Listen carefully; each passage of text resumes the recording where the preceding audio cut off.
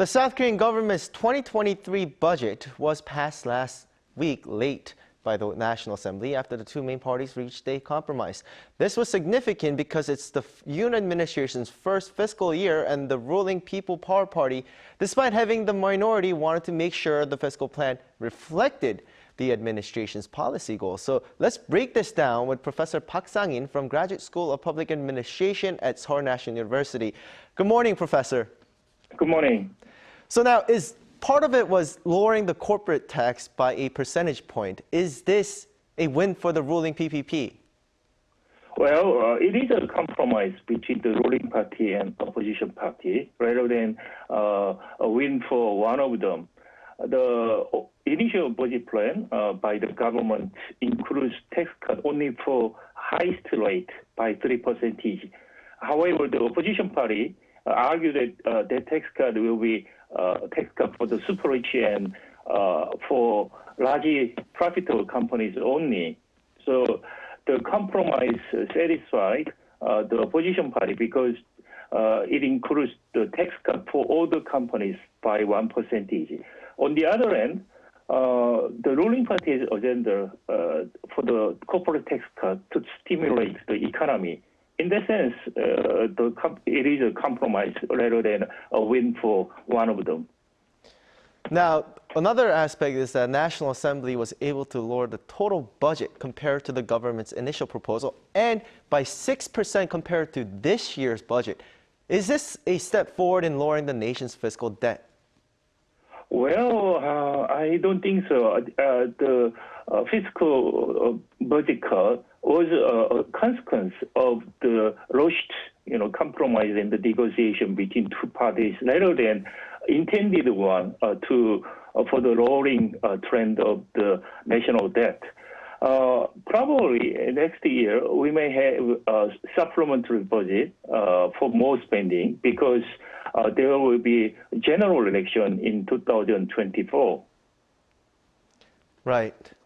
Now, there's a lot to the budget bill, and I wanted to bring this time to ask you which part about it stood out to you most, considering the fact that it's the first budget of a conservative administration.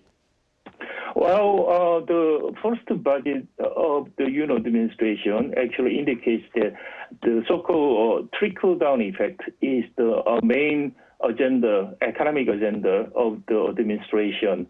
But I'm personally skeptical that trickle-down effect will be effective in Korea today.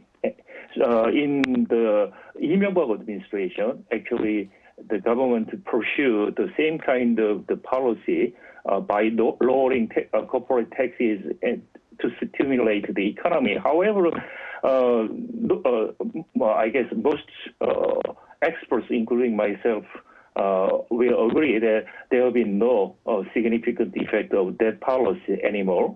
So Korea is now in the transition from catch-up economy to the innovative economy. So for the innovative economy, the value addition, creation of the value are caused by the challengers and innovations rather than the investment of the incumbent.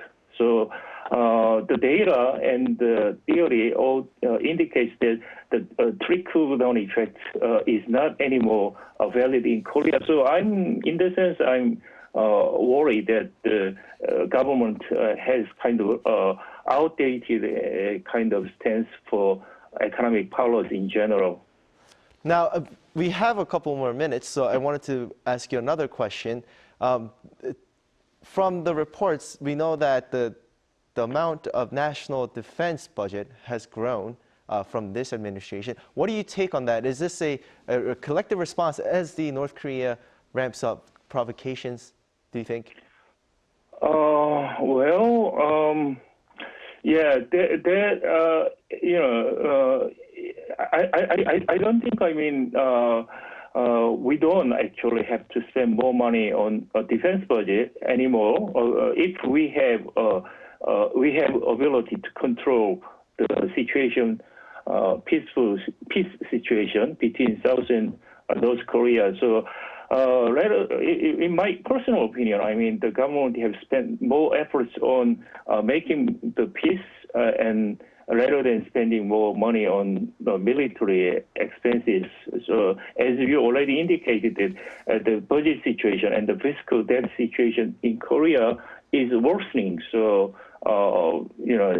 spending more money on the military purpose is not a good idea in this situation. Well, thank you so much for your insights this morning, Professor, and I hope you have a great day and Happy New Year. Happy New Year too. Thank you.